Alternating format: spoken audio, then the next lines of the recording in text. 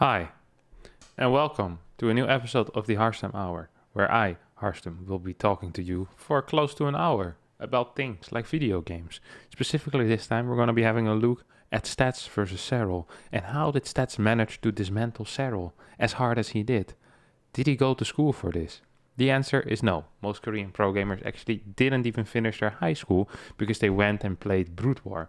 Then they switched over to StarCraft 2. I'm not sure if that's the case for Stats, but I think it's always fine to generalize big groups of people. Nice. Let's hop straight into it. This is the hotkey. It didn't do anything. Alright, friends and family, we're in game number 1 here. And we see Stats in the top right, Serral bottom left. Now, I just want to be... Ooh, look at that. It's a slow zoom. I want to be going over some of the key points in these games and just the general philosophy that Stats seem to use. Now, this video completely spoils Stay-at-Home Story Cup for you, so I already did it. If you're still watching and you hadn't watched that yet, there's no use. Instead of watching that tournament, perhaps you should click on some of the other videos on my channel. Now is also a great time to smash the like button. Nice. All right. Some general things that Stats did here, which deviated from the norm, and also which I like. I enjoy people that deviate from the norm, and especially if they also manage to beat people that I haven't been able to take a map of since 1965. 1956, whatever, one of the two. Just starts with a standard hatch block. None of this is too interesting, I think, right? The first 2 minutes, I think, are pretty much down to a science at this point. Just hatch blocks, goes into that faster Stargate afterwards, and from there on out, just kind of picks his build order, which is basically what we've seen for a long time. Now, there is one thing that we kind of keep note on, keep our eye on. We just want to make sure to pay attention to that. There we go. This is a forward base coming out of Serral. Now, whenever you see Zerg take a forward base like this, very often this indicates the desire to queen walk or the desire to fake a queen walk, because it shortens the distance between their third and your third base. So just something to keep in mind for now is whenever you see Zergs take a base where you're like, hey, this is a weird base, this seems closer to my third than usual, probably keep that in mind, and you want to be scouting on that a little bit more aggressively. You want to figure things out a little bit more, play a little more Sherlock Holmes and a little less Tom Brady, if you know what I'm saying. Less playing with balls, more figuring out what's going on. So we have the Stargate going. I never understood this position. Zest got this position as well, but this, if there's anyone, you know what? If you know why people built the pylon over here and basically broadcast to the Zerg, hey, come check what I'm building, rather than just building it here or even here or behind the natural. If you know the answer to this, please let me know in the comments down below, because I have absolutely zero clue. The best answer I will reward with a thumbs up. Physically, I don't know. I won't actually click that button, but what else do we have here? We have Stargate. Now, there's one thing that Stats does almost every single game, okay? And that's that he moves out with 2 adepts relatively quickly. Now, I like this. And the reason I like this, and I'll also note the way that he does it, rather than being a lazy Protoss player, he splits up his adepts up in 2 groups. He even checked on the left side, make sure that there's no Ling run by happening. And then he just starts shading in and starts looking for damage. Now, the metabolic boost of Serral is about to finish up, so he does need to be a little bit careful. But very often he just gets at least a little bit of damage done. So here we go, walks in, gets, well, probably should have gotten 1 drone there already, but kind of missed that double shot. I think he might have hit the queen once, yeah, accidentally. Then manages to shade out, forces 10 lings, kills a drone, and even is gonna get 2 lings. I believe both of these stay alive.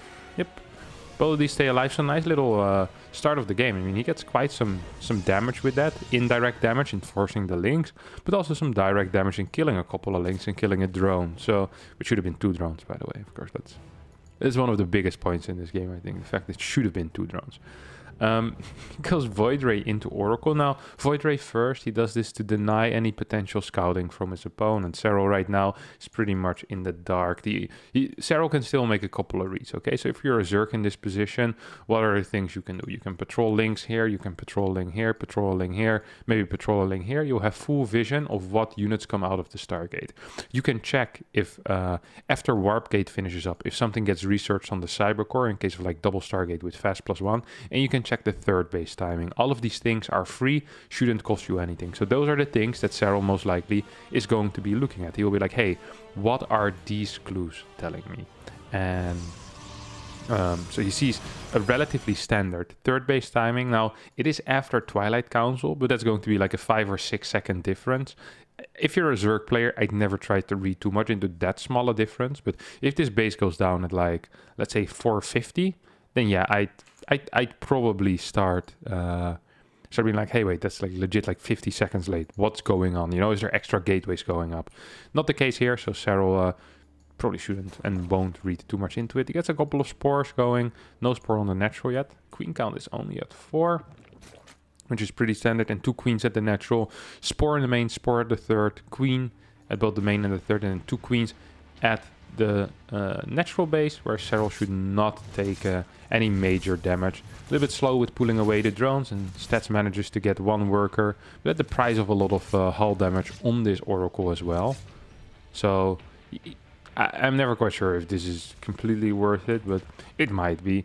Now, as a follow-up, we saw that fast Twilight is going to be Glaive Adept here for Stats, who will be playing 4-gate Glaive Adept, not just a regular, not your regular old 2-gate or 3-gate or 6-gate or 12-gate. No, it's going to be a 4-gate Glaive Adept, which is one of the more popular builds at the moment from Protoss players. Double Stargate unit into those Glaive Adepts. We'll see how hard he's going to be able to hit. Roach Warren finishes up here for Serral, and he starts a lair as well, which I'm interested by, especially because I'm aware of what strategy he's going to do. I actually did some preparation. This feels a little bit like a fake lair, except I don't think it is completely fake. It's like, okay, so right now, if you're Stats and you see this lair, basically what this tells you is like, hey, my opponent is not going to queen walk, because why would you queen walk and make a lair, right? Lair is relatively expensive, especially gas-wise. So that makes absolutely no sense. And look what Serral does. Gets 10 roaches with a lair. Makes no sense, yet he does it. Stasis Ward's gonna catch a single drone. Good reaction there out of Serral. And I think Stats is kind of unaware currently of what is going down. So, no, actually I'm lying. He just figured it out like in the past 3 seconds. He starts batteries in the natural and he's like, okay, I kind of know what I want to do right now. His plan is going to be to counterattack with these adepts, give up the third base, defend the natural. Now, there is a couple of things that Serral can do to completely destroy this, okay? If Serral is aware of this move out, he knows that his links should have free reign. He knows that Queen, Ling, maybe 1 or 2 Ravagers should be able to deal with this, and then the Roaches can go deal with this. You could just probably keep rallying links across the map, maybe use some of the links that you have. But if you're fighting against pure Adept, if you're fighting that with like 20 links, the Adepts get a very good trade. If you fight that with 20 links and a Roach or 2 Roaches, even just 2 Roaches, that's such a big deal. Like such a freaking big deal. So that's something that you always want to keep in mind, that the Roaches are great defensively against this type of stuff. Now you see Serral, blah, blah, blah, blah, keeps moving across the map with these queens. He's a happy little camper. Right now it's just going to pull back all of his drones. And he's actually using mainly links to go and clean this up. Now, it's obviously not the end of the world. It's just going to be a slightly worse trade, especially because he's a little bit hesitant on what to do exactly. I think his links going to be in a pretty decent position. So he gets a trade here. The links are in a weird position, but at least a somewhat decent trade. And now he sees, he saw a crap ton of adepts. He saw a crap ton of sentries here. And I actually kind of like that he left the Roaches here. Now looking at this situation, man, Serral's so good. He's like, okay, I can take out this base and then probably take it from there. And then Stats does something which I thought was super cool, and I also thought was kind of risky. It was both, you know? It was cool and risky, which is the best kind of cool. What he does is he decides, hey, I see a lot of roaches here. I see a lot of ravagers here. He was reinforcing with links. What happens if I just shade across the map with 13 adepts right now? That's a good question. It at least is going to force out more units out of Serral. He can't fight 13 adepts with links. It's just not possible. So there need to be roaches that either return or yeah, look at that. Either roaches need to return or they need to be rebuilt. And on top of that, it's going to force this army back, meaning that Stats can take his third base way easier than he ever should be able to. So he just goes across the map with these adepts. He's like, oh, wait a second, what is this garbage? Serral gets the full wall. Now these links kind of need to dodge these adepts until the roaches are there. The adepts just go into a Pompidom, into the main base. Serral building 4 drones. I feel like he's kind of underestimating this threat at this point, no? I feel like this should have been roaches. These 4 drones, I mean. There's 13 adepts in your natural right now, and like his army is... I guess some of it is coming back already, but that's a lot of adepts. Honestly, it's a lot of adepts. Meanwhile, on the side of Stats, he's playing it rather conservative. He doesn't quite know what's on the map on his side, so he's just like getting his blink. He's probably gonna want to be getting into +1 soon as well. But for now, his main focus is going to be... Oh my god, what... Is this a Ravager force field? This actually is a Ravager force field. This is beautifully done. This is so good. And these adepts are actually just going to be able to take the main base because of that. Without that move, I don't think they get the main base. They will be able to shade back and forth a couple of times, but no way they get the main base. There's a bunch of queens as well in the natural. Just for a recall. Gets one more Ravager and pisses off with 1 HP as planned. So, if you look at the situation at this point, we see that both players lost the base. Stats is faster in rebuilding it. Stats is up 10 workers, has faster +1. I mean, Stats is just really far ahead at this point. And I like that rather than going into charge lot, Archon, which is one of the things that people have been doing for a long time, Stats in this series and in general has been going a lot of blink +1. And I never was a big fan of this. But now it seems as though it actually has some potential. It's almost necessary against the type of roach pushes that people tend to do. Like roaches and Ravagers and even like the later lurker pushes seem extremely difficult to deal with. And Stats is like, you know what? I don't want to be playing Storm Archon Immortal against that. I want to be getting a couple of Disruptors, maybe some Colossi against that. And I want to open up with Blink. This allows me to put some pressure on my opponent as well. Maybe deny a 4th base. Maybe actually get the opportunity to deny a little bit of creep. These are all things that I do appreciate, honestly. I do like those. So Void Ray flies into the main base. Probably gonna go for... I wouldn't mind it if he goes for this. Actually, never would have gotten it anyway. Never mind. Oh. Gets a transfuse up on that Void Ray. And we just see, for now, no Robo Bay. Immortal being built. Just for safety, you know, making sure that he can't really die. A couple of batteries as well. Just, if you're in this type of situation as Protoss, you just know you're really far ahead, right? Like, you don't actually need to do much. Like, you just need to sit, relax. Especially if you figure out, hey, he's literally just building army and he's going with a similar push again. We see second Robo and Robo Bay going down. So wants to be going into these Disruptors. And now this might seem weird that Stats is here. And I think he didn't quite realize what he was up against. But whenever you have a sentry-based army, it's similar as against Terran, where very often your actual defensive position isn't your best position to take initially. You can win a lot of time by being slightly further forward on the map and taking positions where with a small amount of force fields, whether that's 3 or 2, you can just block ramps. You always need to be aware of potential flanks and things like that, but you can get a lot done in these type of areas. You see, he's just force fielding, he's winning time as he builds a prism. It's interesting. I actually feel that Stats is kind of unaware of the looming threat here. That Serral has in these Roach and Ravagers. I don't think Stats quite realizes the position he's in, but he's just playing. He is still playing pretty conservative. Just getting a prism for a counter attack, and yeah, I mean, he's still in a good spot, right? Because it's such a good early game. This is one of the things, by the way, not just this Prism, but in general, something that stats does way better than any other toss that I've seen play. And that is the fact that he always counterattacks. His first reaction to almost any attack is to get a bunch of units on the map himself as well, realizing the weakness of Protoss gateway units against a lot of compositions that Zerg has, whether that's Lurker or Baneling. He's like, okay, I don't actually want any Zealots or Stalkers at home. Very often he just moves out with them. Gets attacked, does some singular Blink Stalker micro, gets a couple of decent force fields, not the biggest force fields, I have to admit. But I mean, this army of Serral is just not quite looking powerful enough, and with the super battery, once those 2 disruptors pop out, I think this is going to be a pretty clean win in my opinion, right? I mean, there's like 5-6 queens remaining, but that should not be it. Stats wins game number 1 with really kind of a brilliant counterattack, if you ask me, with those adapts.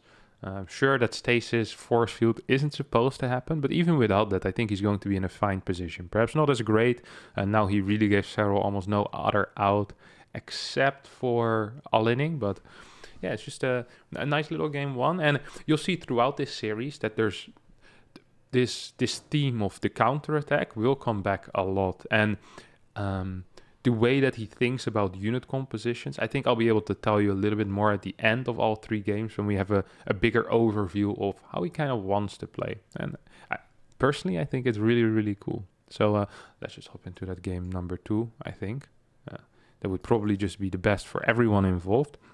Yeah, this series just... I was watching this, and I was watching stats in general, just going through the tournament and a little bit before, and he has a very big diversity of builds, first of all. So there's a couple of things. He has a big diversity of builds, and he plays a couple of styles which are very, very reactive. We're gonna see a good example, I think, in this game of that. And on top of that, I think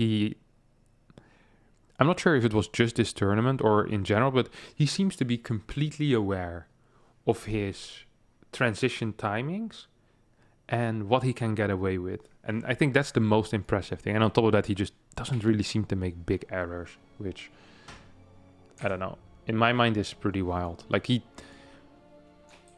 just doesn't make many big errors. Like he almost never gets caught out of position. His map vision is insane.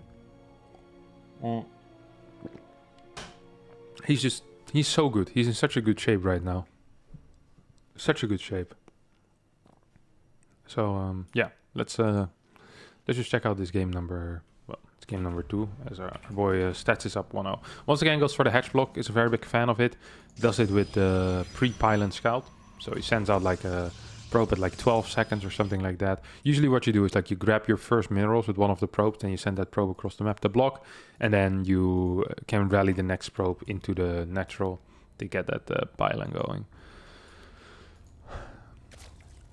Probe does a little bit of a raz. Like none of this stuff is too important. I did like to see that he, even when playing Stargate stuff, is that he goes slightly higher on minerals. So very often you see people get 2 in gas and 15 on minerals. He went for 16 on minerals and 2 in gas, and eventually goes 3 and 15 anyway. I'm not quite sure about this, if this is optimal. This pylon, you guys, you have to tell me what it is. Why is he not hiding it over here in the right side? And if someone says he's hiding it in plain sight, I will come and find you. I'll fly over to your house, throw some eggs at it, some paper rolls, toilet paper rolls, paper toilet rolls. No. That's not what you do. You don't hide in plain sight. Not your tech building.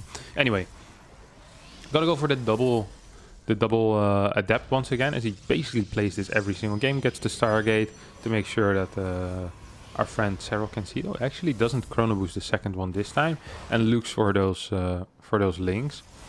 I'm surprised he didn't chrono boost the second one. Still moves out across the map. This feels super risky. Look at this. So there is legit like a 10-12 second window Like this probe's already back, so there's no vision on the map. Then these two move out. This is a solid 12-second window, maybe even slightly more, where he has no unit in the wall whatsoever. Now, I could say something like a Link Flood would kill him. That's possible that a Link Flood would kill him. I mean, if the Links ran across the map, it definitely would kill him. But also just something like a 4-Link run by would be extremely tricky to deal with. I mean, his Void Ray is pretty late. This would be fine if he keeps his first probe on the map to patrol areas like this area or this area, and later on maybe over here, so you can see your opponent coming in and maybe you have time to wall or whatever. But like this, I think it's a little bit risky. Then he does the same move again, where he just walks in and shades out.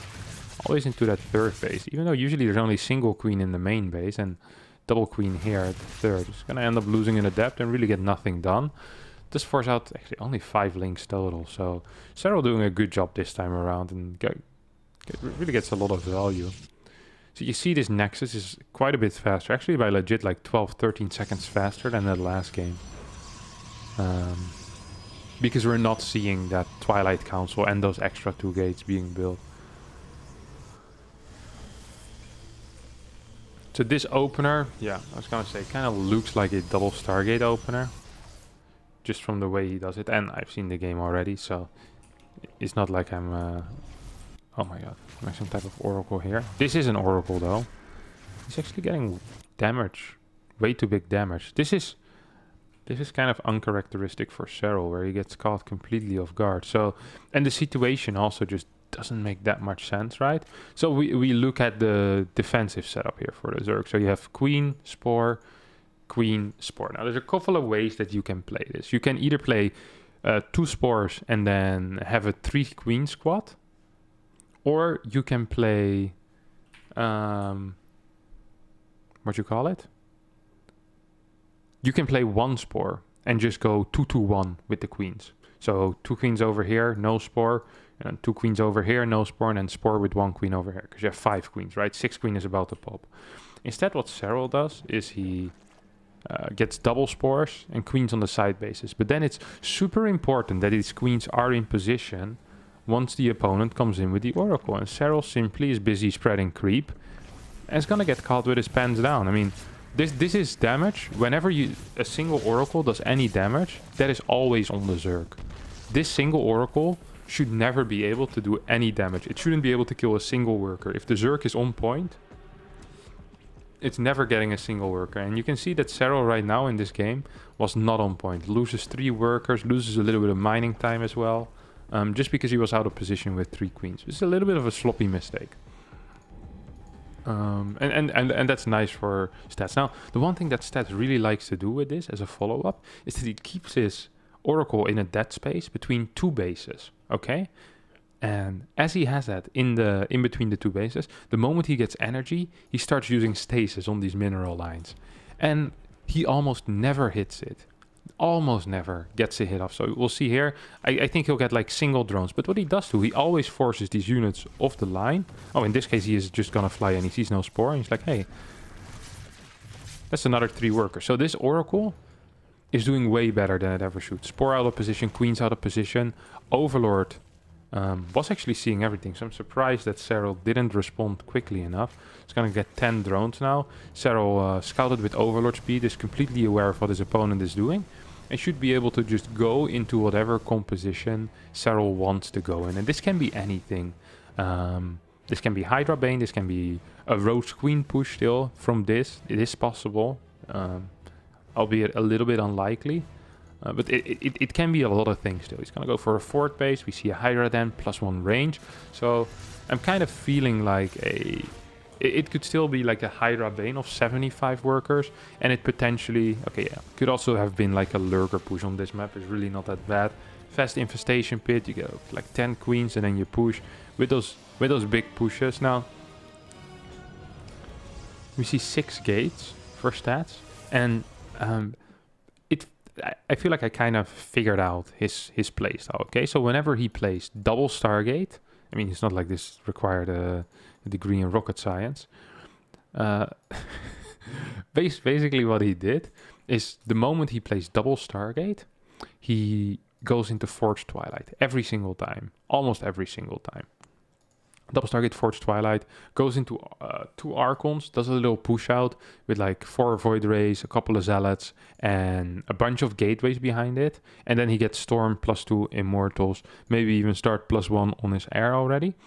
If he plays anything but Double Stargate, he tends to go into Blink Stalkers, follow it up with double Robo, and then depending on how his early game went, if it went very well and he think he can kill, he'll go Colossi. If it didn't go so well, he doesn't think he can kill and needs to be more defensive, he'll play Disruptor. And that's pretty much his play. And there's also some cases in which he gets the double Robo and Robo Bay, which is a significant investment, but doesn't actually use it. And the reason why that's the case is because ideally you don't actually want to be getting very many Robo units like Disruptors and Colossi unless you really need them. So he'll look at the situation in a game and say, hey, if I don't need them, why am I building them? And through that logic, that philosophy, he can get extremely quick carriers out because he's cutting gas units out where he doesn't believe he needs them. So we actually see Infestation Pit as well. I'm not a massive fan of this. So this is a very old playstyle, the Hydra Bane into Hive.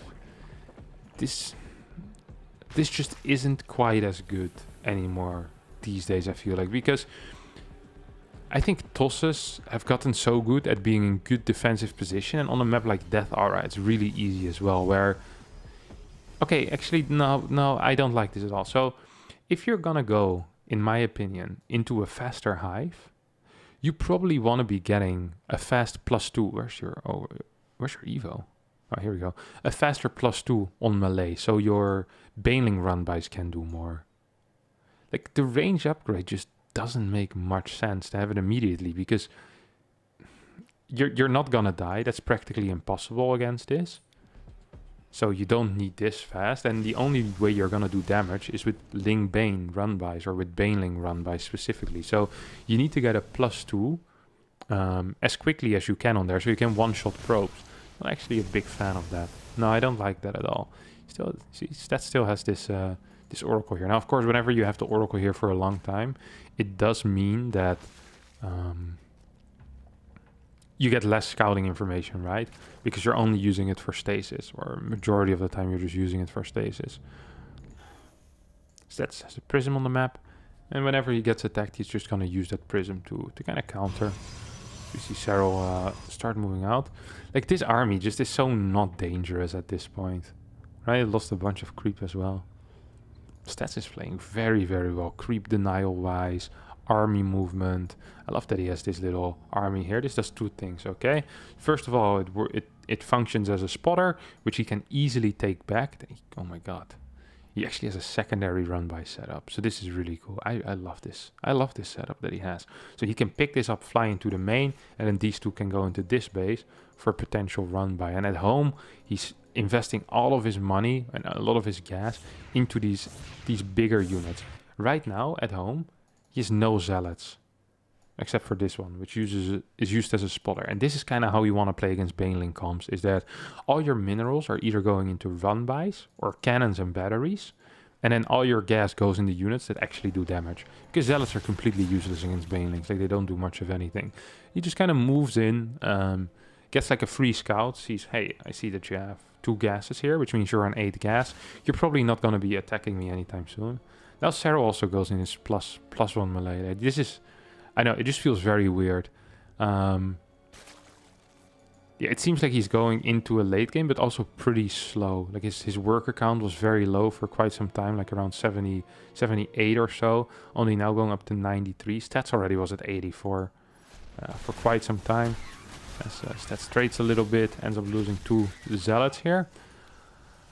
And with this very fast transition into Fleet Beacon as well, which I like because there's no threat at all to his life. Hydra Bane, played on 90 drones, just can't kill you. Like, Stats just looked at the potential threats and was like, okay, the first threat there's going to be, like, he can't even imagine it probably. It's going to be like lurkers behind us. Like, you can't just kill if you're on this many gases, this many workers, and you're hitting this late with Hydra Bane. Like, Banelings don't scale well enough against Storm and Archons. So at this point, Stats is super comfortable. He gets into, pay attention, very high Stargate counts, very quickly. 3, 4, I've seen him get 5 as well. Fast +1, you see how quick that +1 finishes. And then he almost always sets up for a big +2 timing attack with 6, 7, 5, 4, sometimes 3. Just any amount of carriers, basically.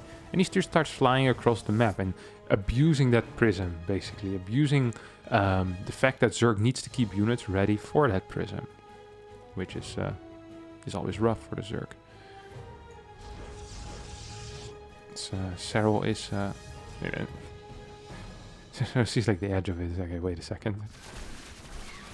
There come the Zealots. This person most likely gonna die to these 2 Corruptors. And then we have a little bit of a Ling run by. And notice how little these Lings have done so far. They're still only on single melee upgrade as well. We actually have Serral going into what? Double Spire. Bless me. Double Spire. I think I saw an Ultra Cavern, Adrenal Gland, so he's getting a lot of upgrades at the same time at this point. He has Vipers out as well. He's a bit of the jack of all trades when it comes to his army comp right now. I mean, there's 4 Immortals, which deal extremely well with low Ultra counts. There's 3 Broodlords, which I don't think is enough to truly push this back. I feel like Serral's army right here is a little bit... Well, it's just crap. It's a crap army, okay?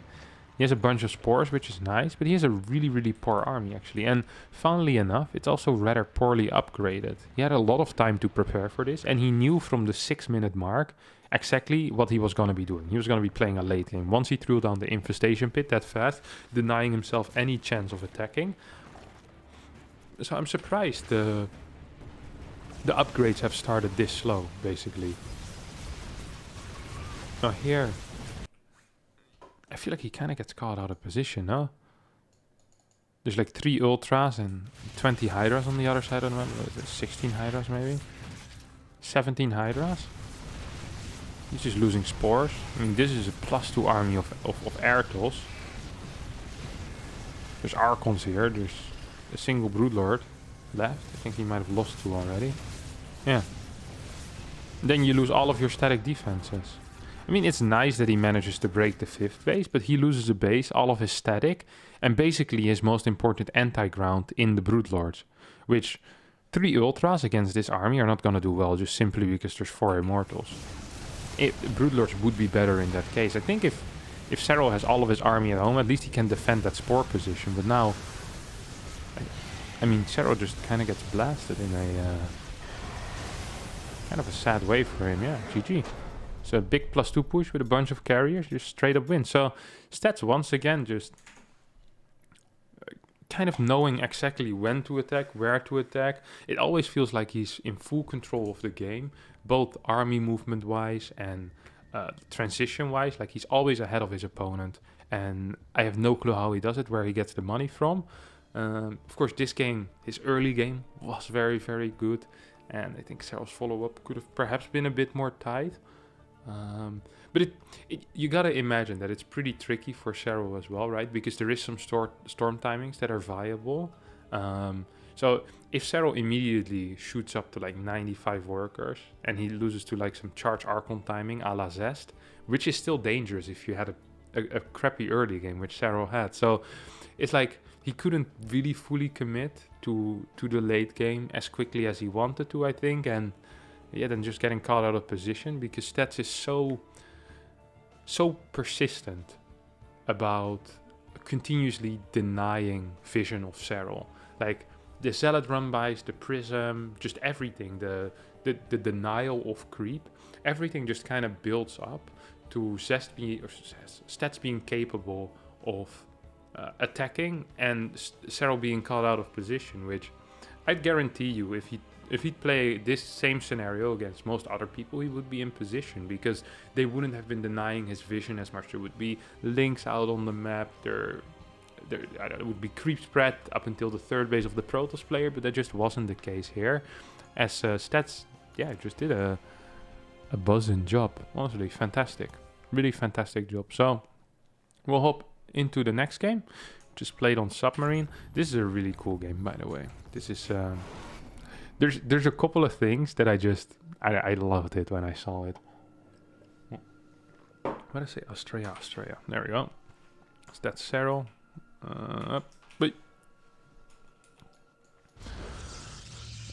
this time opens up, notice, not with a pre-pylon scout, but actually with a 13 pylon. So builds a pylon at 13 and sends it across the map and can chrono boost his probes afterwards. So it's a different approach, slightly worse economically, but easy to execute. So it's fine. Got the gateway at home as well, of course, and then the simulator will just follow this probe for a bit, see exactly what the movement pattern here is for stats. Goes into the natural, checks, hey, no proxy hatch, no fake stuff with the 12 pool, which I don't mind too much. I kind of like it actually that he did that. And he's just gonna harass a little bit, and at home just gets his standard. Well, next actually was 50 minerals late. And his Cybercore actually is 30 minerals late, so a little bit sloppy, but gets a lot of, probably a lot of harassment done, right? There's a nice job there. I'm proud of you, Stats. You're doing a buzzing job. Sorry. Oh, look at this pylon. Now this is a pylon. Hello? My mouse is messing with me. This is a pylon I can appreciate, right? Now Serral's gonna go to the position where he actually is like, alright, I know the pylon is gonna be here, doesn't see it, and then will probably be a pretty sad person. Oh, fake warp gate. This is like free real estate. You know what I mean? This type of move. It is not gonna work 90% of the time, but look at where Serral's camera is as he knows the Cybercore is about to finish. Hello? Okay, he sees the warp gate. You see that? He checked the warp gate. He wanted to know, hey, is that warp gate researching? And right now, it's still researching. Then he builds the Stargate. And then he can start warp gate again. So look at this. Serral now, at this point, has 3 more seconds to actually check if that warp gate is still researching or not. Now you see it? So in Serral's head, this warp gate never got cancelled. Free real estate, my dudes. Free real estate. That's what that is. He only ever saw this Cybercore spin. And if you wonder what I'm talking about, is that the difference in animation of the Cybercore when it's researching and when it isn't is one of the most important clues for Zerg in the early game. So I can show you guys what it looks like if it is spinning. Now we just saw the way that Serral looked at that Cybercore. So you see, immediately starts spinning. You see it starts going wild. Then here it stops. The thing stops turning. But Serral didn't see this. At least, I don't believe he saw it. From what we saw in the cameras, he never actually looked over there. Until it started spinning again. Which means that Serral should right now at least kind of be under the impression that he might be playing against something like Glaive Adepts. Now, once he sees the second Adept, he still should be able to figure out, hey, this is probably going to be Oracle, because it makes no sense. And if he gets the Ling in, that also helps. But moves like that Stats just did, actually free real estate. No reason not to do it. You can just build it, cancel it when you get the real gas for the Stargate, then build it again real fast, which is just a cool little move and can apparently also just work against people like Serral. So this Ling was really big. Actually really big, because Serral had absolutely zero idea.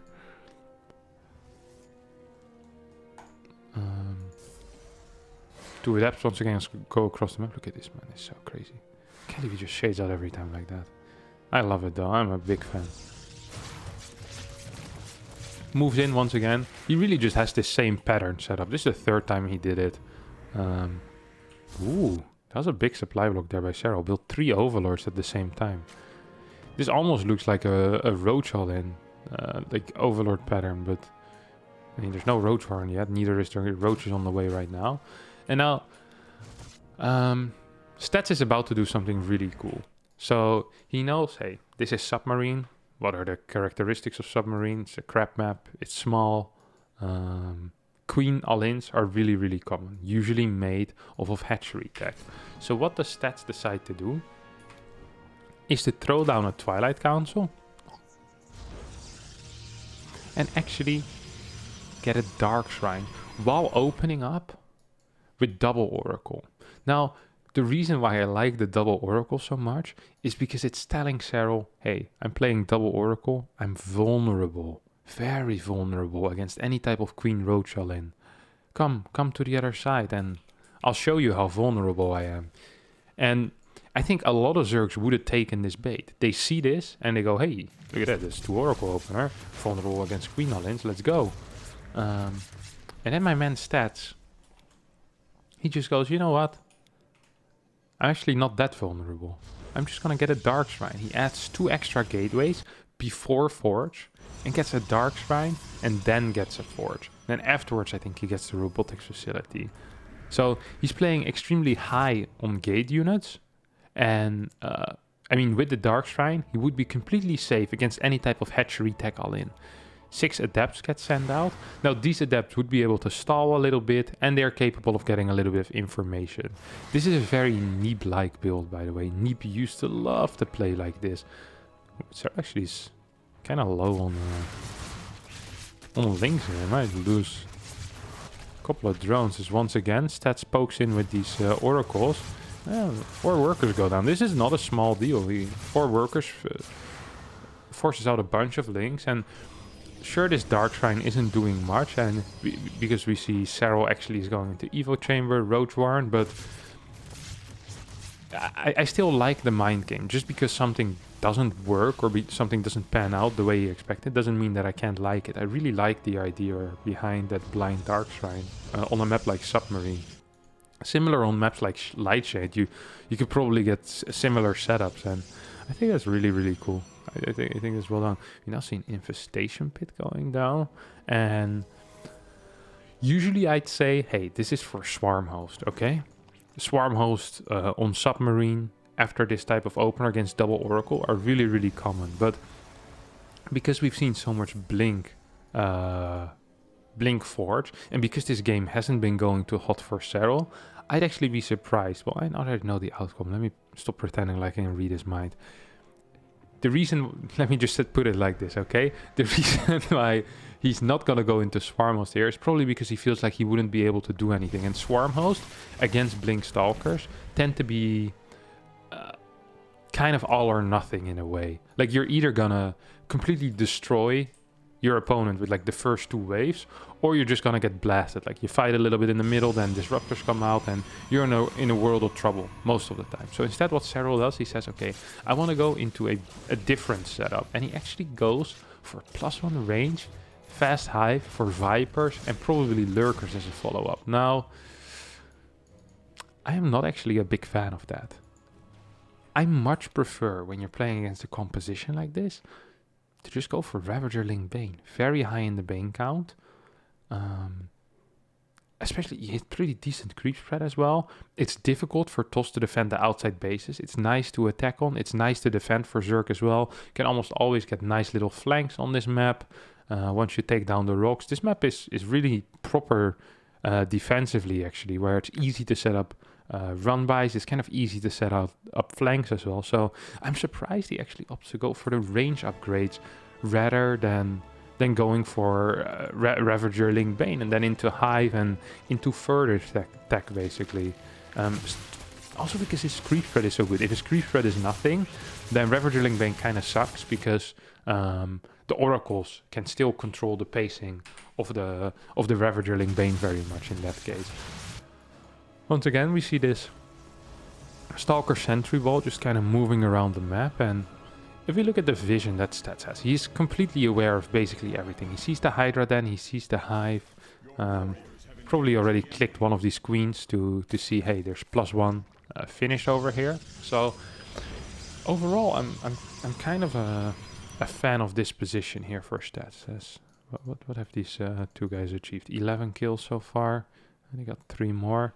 Worker count for Serral is actually looking very, very low as well, right? We have only 74 workers against 68. Like, that's not the type of drone count if you open roaches that you want to be on as a Zerg player. Probably want to be at like 85 already. So Serral is just either a little bit afraid or wants to become very aggressive once these first 2 Vipers are out. And I think that's probably also possible. So Serral sends out a Ling run by. Just gonna get the cancel on this far left base, the 9 o'clock. Also manages to see the prism. One of the things, by the way, so this is the unit comp I was talking about earlier. He gets that blink, double robo, and then he always gets graphitic drive for his prism, which makes prisms are pretty freaking uncatchable as ready, but that also makes it a freaking threat to everything. Even if you have something like a spore or like 2 queens, you can just maneuver so easily with this type of quick prism. It's actually insane. A little bit of a miscommand there out of Serral, who's gonna end up losing a bunch of links.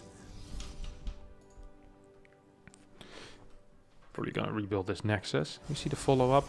You see how little disruptors he actually makes? He realized the limitations of the unit. And he's like, okay, I can just... He is fine. He's one of the only people that I've seen that is fine with building 2 disruptors from two robos and a single robo bay. He just wants to have the option to be able to get more if he feels like he needs more. I really do like that. Goes into Storm and Templar tech afterwards, which is kind of the counter to the counter. So the Viper counters the Disruptor and the Templar soft counters the Viper. It's not like the Viper will never be able to do anything anymore, but it should be able to do a lot less. This was not a cancel. Things do sacrifice their life for the Swarm. And we have 2 more Disruptors on the way now. So it kind of just goes back into that after seeing probably an increased lurker count.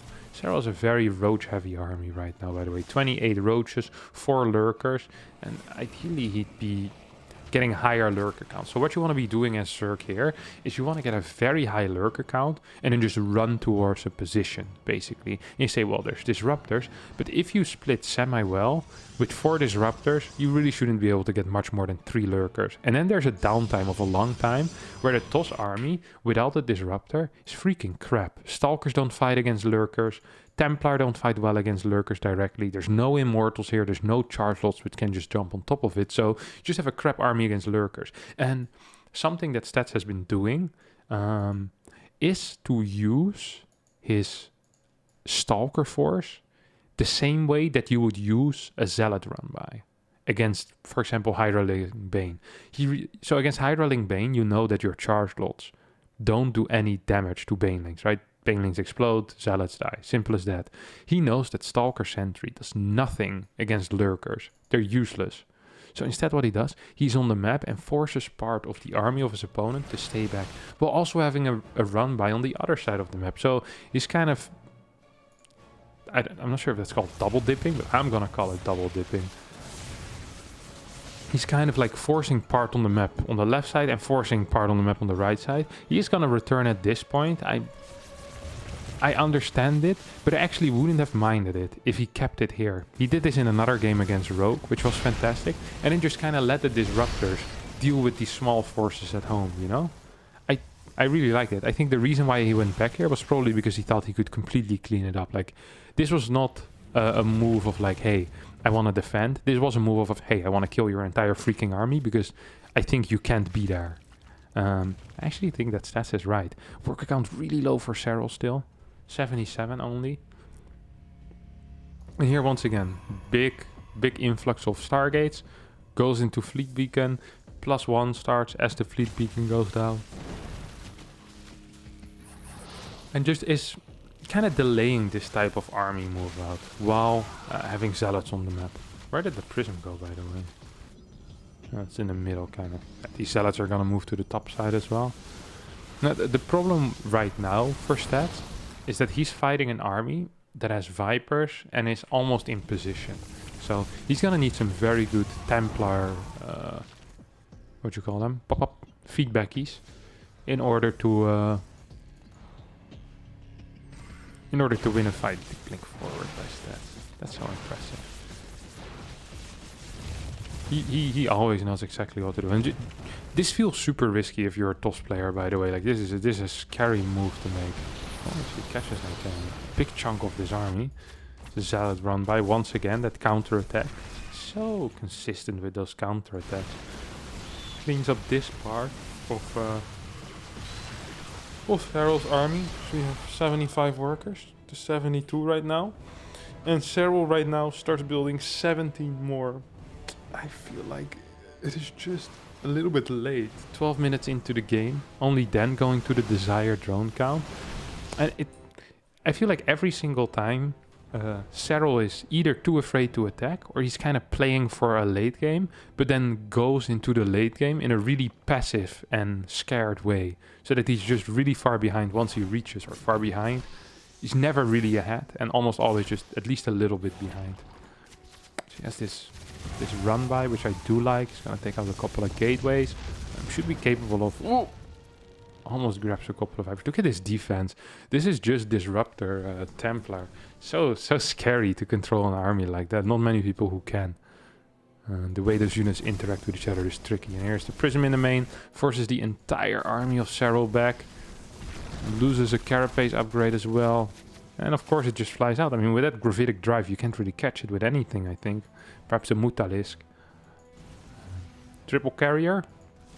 Once again, setting up for that quick +2 carrier timing attack type of play that we've been seeing a lot. He still has those disruptors as well with his army, which just add a lot of utility of cleaning up spore lines, cleaning up lurker lines, and really, really nice. In this case, I actually don't completely mind getting something like Ultras, because disruptors kind of suck against Ultras. Immortals are better against that, but it can feel bad to transition from a mainly ranged composition into Ultras. And the reason for that is because you just don't have the upgrades, right? And the way lurkers, they don't synergize particularly well with Ultralisk. Like, you want more of an air-focused army, probably. Maybe Ling Bane with it as well. I mean, you can play Ultra Lurker to break positions, but they kind of serve the same purpose. So very often, if there's still some Lurkers, you won't really see Ultras. We just see double Spire coming down and a couple of Corruptors on the way right now, which I really do like. Prism picks up. You're never gonna catch this, buddy. You can keep chasing with your entire army for the next 10 minutes. Like, this Prism is... Never mind. He's just gonna kill it, isn't he?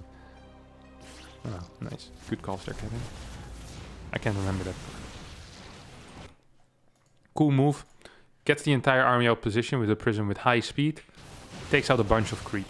Goes back. That's it. Nothing more, nothing less. Very, very simple move, but oh so effective.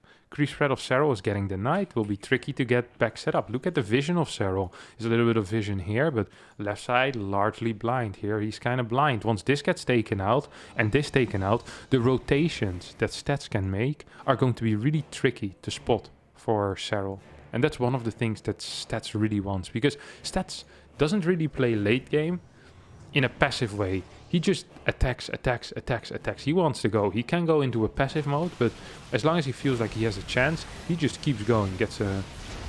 This is a product of the lack of vision that Serral kind of has over here in this area, right?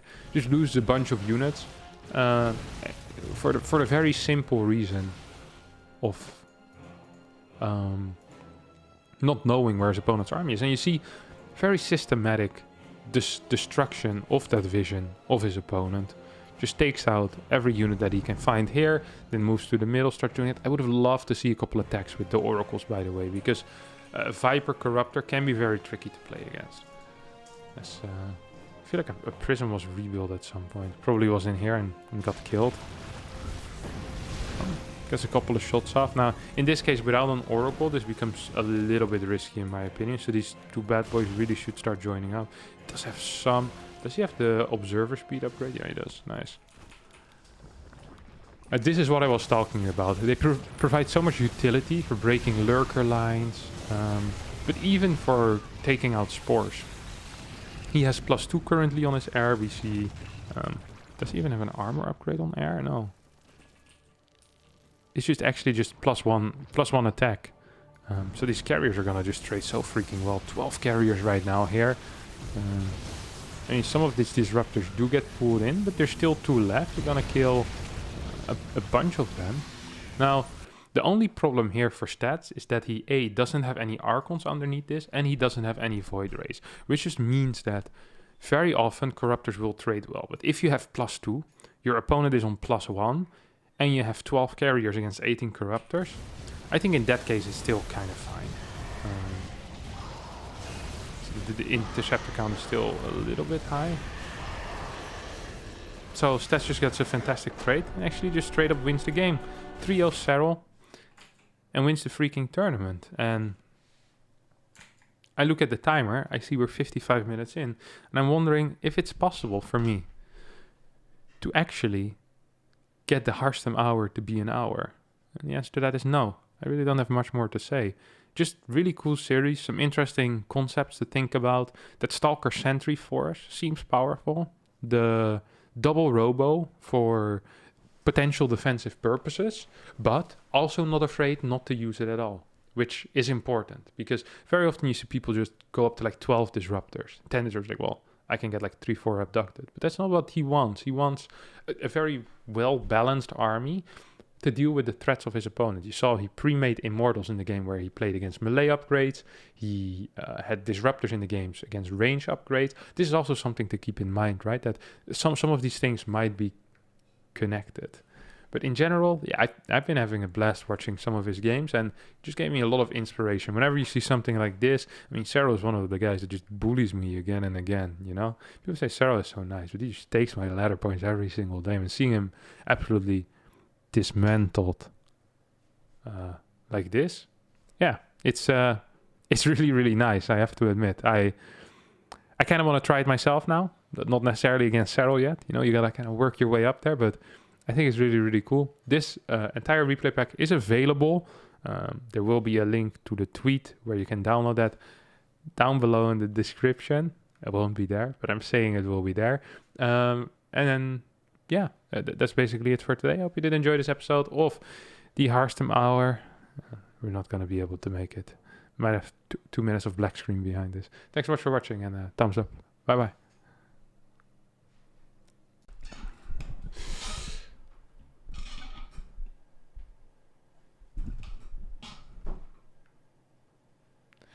Hello. Hello, everyone. Hello, everyone. Hello, everyone. Hello, everyone.